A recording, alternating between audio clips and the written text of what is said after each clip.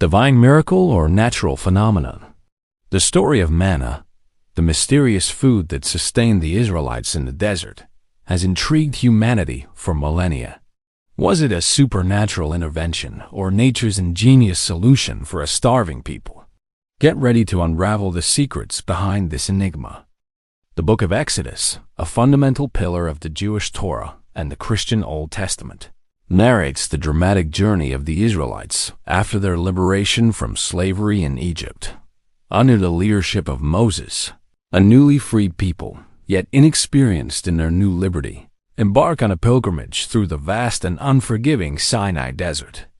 This inhospitable environment, marked by extreme temperatures, water scarcity, and sparse vegetation, quickly becomes a test of their faith and resilience.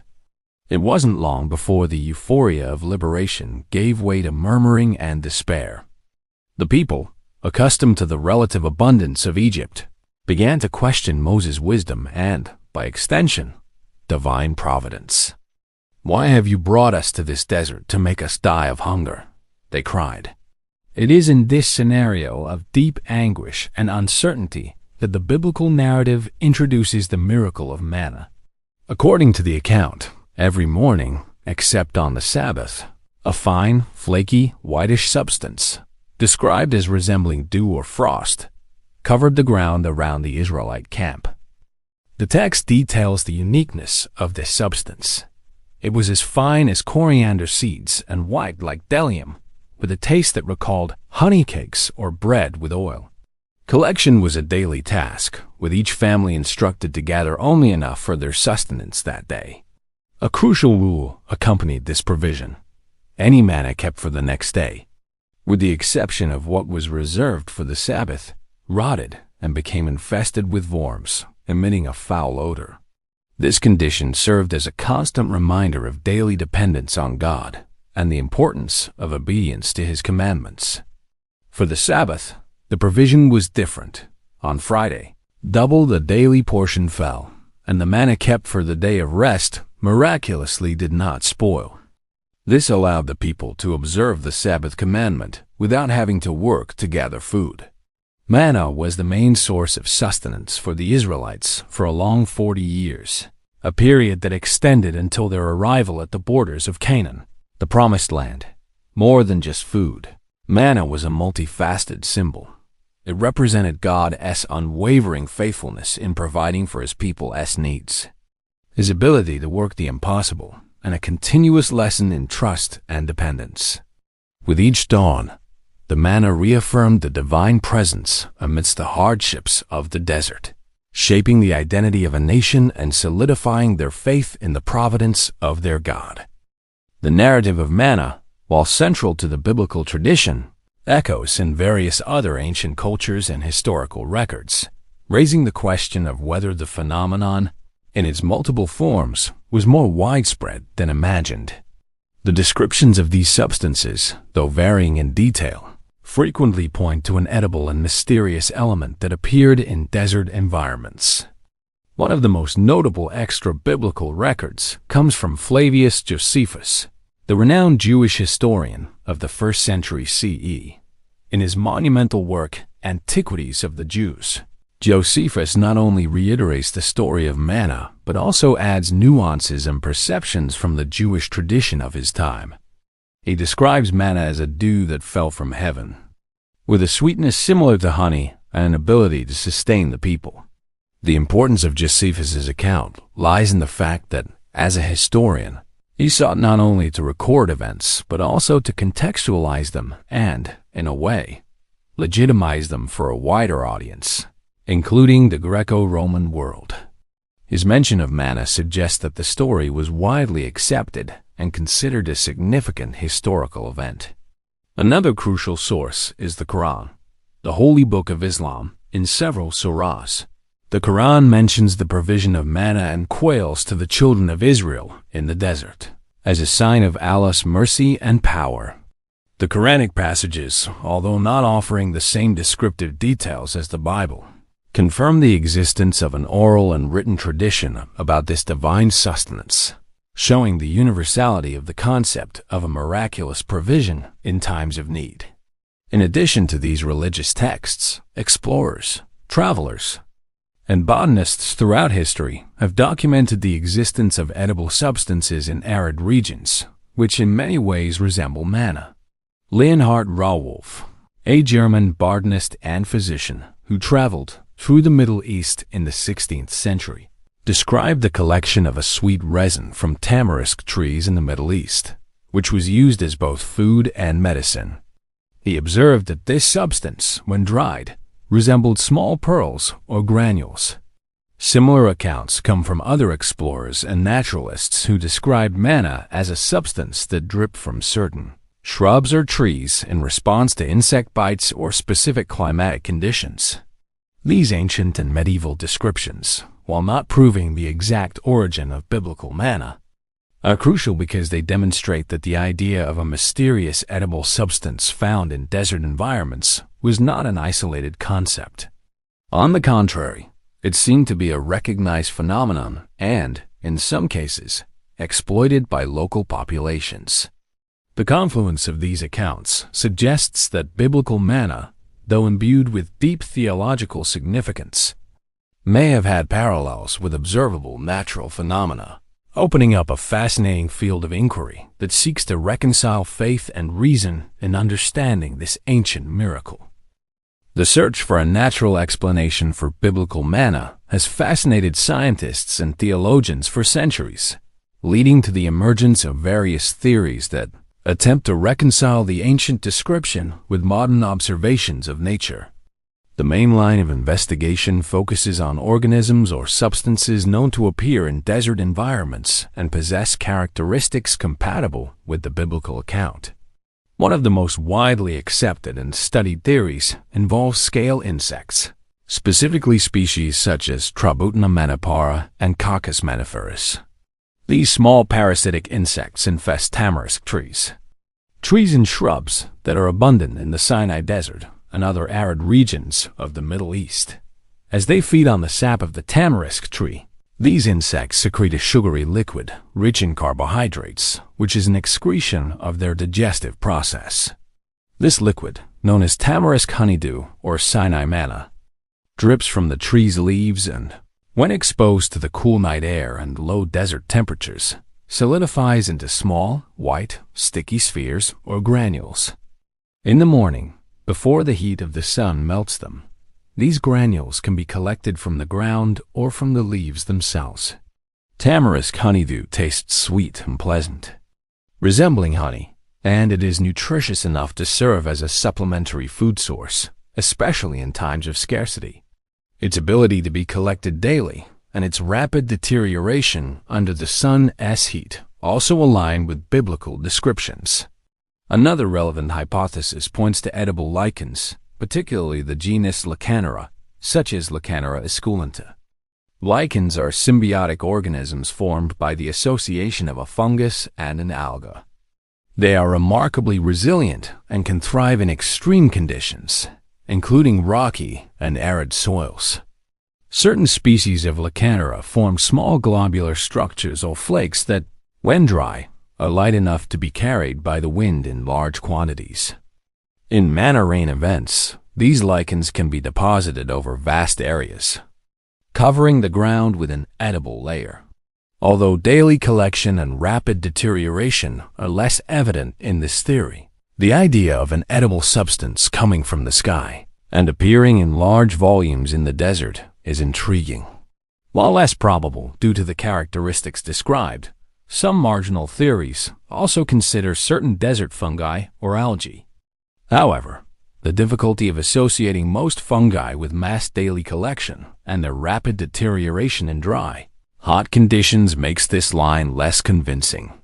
The strength of these scientific theories lies in their ability to offer explanations based on observable natural phenomena that correspond to many of the characteristics described in Exodus.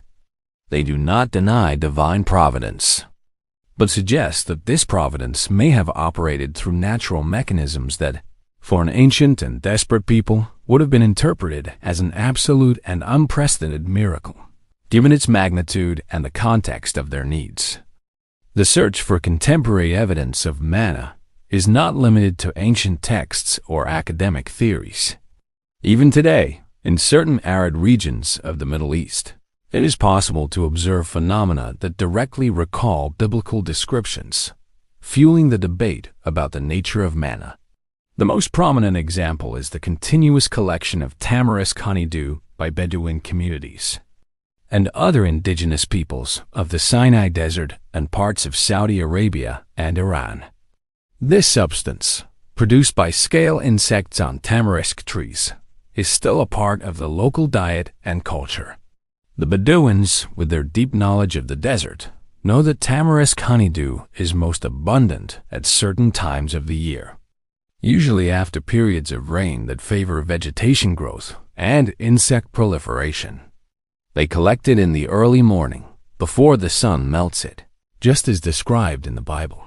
Although the quantity produced today may not be enough to sustain millions of people, as in the biblical account, its existence proves the viability of a sweet and nutritious food that appears spontaneously in the desert and can be collected daily. This observation provides a strong argument for the theory that biblical manna could have been an exceptionally large-scale manifestation of this natural phenomenon. In addition to tamarisk honeydew, there are sporadic and less documented reports of rains of lichens in some arid regions. Although rare, these events occur when strong winds detach large masses of dry lichens from rocks and soils, transporting them for miles before depositing them in other areas. If conditions are suitable, these lichens can be collected and used as food. Such occurrences, although not with the regularity or volume of biblical manna, demonstrate the desert's ability to surprise with unexpected provisions. The scientific debate surrounding manna is complex and multifaceted. On one hand, proponents of natural explanations point to the consistency of the tamarisk honeydew and lichen theories, with many of the characteristics described in the Bible: appearance, taste, daily collection, deterioration, and even absence on the Sabbath. They argue that the scale of the event may have been amplified by memory and faith, or that environmental conditions at the time of the Exodus were particularly conducive to a massive production of these resources. On the other hand, some scholars, especially those with a stricter theological perspective, question whether natural explanations are sufficient to encompass all aspects of the biblical account. They emphasize the quantity and duration of the provision, which seem to exceed the capabilities of any known large-scale natural phenomenon. Furthermore, the precision of the provision and the abrupt cessation of manna upon entering Canaan are seen as elements that point to a direct supernatural intervention. This debate is not merely academic. It touches upon the intersection between science and faith, challenging how we interpret ancient texts and how we reconcile our understanding of the natural world with narratives of miracles. The search for evidence continues, driven by both scientific curiosity and the profound religious significance of manna. Regardless of its origin being an extraordinary natural phenomenon or a direct divine intervention, manna transcended its function as mere physical sustenance to become one of the richest and most multifaceted symbols in the Judeo-Christian tradition and beyond. Its story is not just about food, but about faith, dependence, providence, and identity.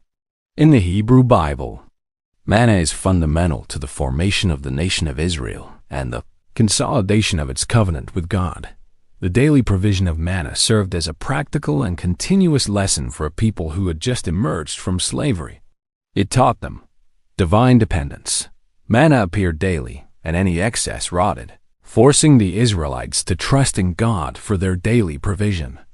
This contrasted with the mentality of accumulation and material security they might have brought from Egypt. Obedience and discipline. The rule of manna on the Sabbath, with the double portion on Friday and the prohibition of collecting on the day of rest, reinforced the importance of Sabbath observance and obedience to divine commands. Providence and faithfulness. Even in the most adverse conditions of the desert, God demonstrated His ability and willingness to care for His people. Humility. Manna was a simple and basic food, which did not allow for excesses or luxuries. It served to humble the people and teach them to value essential needs. In the New Testament, manna takes on an even deeper and messianic meaning, especially in the words of Jesus. In John 6, after feeding a crowd with 5 barley loaves and 2 fish, Jesus confronts the expectations of the crowd who followed him because of the food. He then compares himself to manna. Truly, truly, I say to you, it was not Moses who gave you the bread from heaven, but my Father gives you the true bread from heaven. For the bread of God is he who comes down from heaven and gives life to the world. This is one of Jesus' most powerful allegories, where the physical manna in the desert becomes a prelude to the spiritual bread of life that he himself offers. Jesus claims to be this bread, and whoever eats of it will never be hungry again and will live forever. This transforms manna from a temporary provision for physical survival into a symbol of eternal salvation and spiritual nourishment through faith in Christ. For Christians, manna points to the Eucharist or Holy Communion, where bread and wine are symbols of Christ's body and blood, the bread of life. In a broader and philosophical sense, manna can be interpreted as a universal metaphor for unexpected provision in times of desperation. It could be unexpected help, creative inspiration, an inner resilience we didn't know we possessed, or the discovery of latent resources. The story of manna encourages us to maintain hope, to trust in life, and to recognize the daily graces, however small, that sustain us on our journey. Thus, manna is not just a historical event, but an enduring archetype of sustenance and hope. The story of manna, with its layers of biblical narrative and scientific investigation, culminates in a profound reflection on the limits of human understanding and the complex relationship between faith and reason. The challenge is not necessarily to choose between a miraculous explanation or a naturalistic one, but rather to contemplate how both perspectives, paradoxically, can coexist and enrich our perception of the world and the divine. Science, with its empirical methodology and its relentless pursuit of verifiable explanations, offers theories that make manna intelligible within our framework of natural laws. The hypotheses of tamarisk honeydew and lichens do not disregard the magnitude of the event, but rather place it within a spectrum of known biological and meteorological phenomena. They show us that nature is full of complex and, at times, surprising mechanisms capable of generating sustenance in hostile environments. For the scientific mind, the beauty lies in unraveling the hows and whys, transforming mystery into knowledge. On the other hand, faith, which does not fully submit to the shackles of reason or empirical proof, embraces manna as irrefutable testimony of God's direct intervention in human history. For those who see manna as a pure miracle, the scale, the 40-year duration, the exact provision for each person, its absence on the Sabbath, and its abrupt cessation upon entering Canaan are details that transcend any plausible natural explanation. They perceive God's hand acting outside the laws he himself established, demonstrating his sovereign power and paternal care. For faith, the importance of manna lies not only in what it was, but in what it means, a sign of an active and personal relationship between God and his people. The true mystery of manna perhaps lies not in a rigid dichotomy, but in the possibility of an intersection between the natural and the supernatural.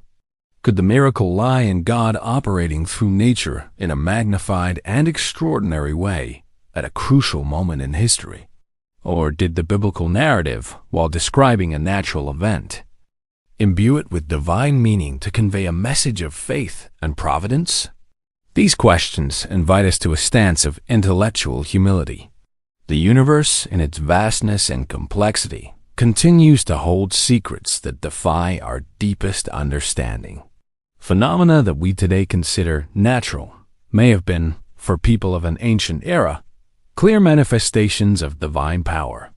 Manna, by remaining an enigma, invites us to continue exploring, questioning, and marveling.